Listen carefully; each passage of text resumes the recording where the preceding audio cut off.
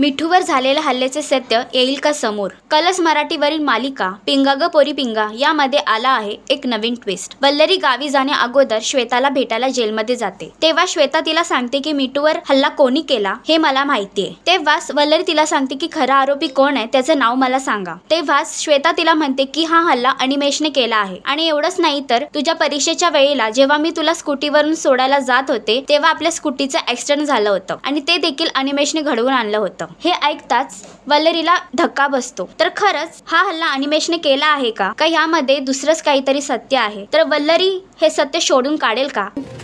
हे बघा, तुम्ही असं समजा की देव आपली परीक्षा मागे राहील असून थोडी कळ काढाव।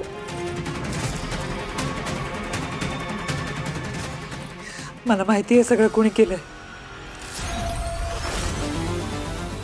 असंच एंटरटेनमेंट पाहण्यासाठी तुम्ही आमचं चॅनल टेली चक्कर रिजनल ह्याला लाईक, शेअर आणि सबस्क्राईब करा।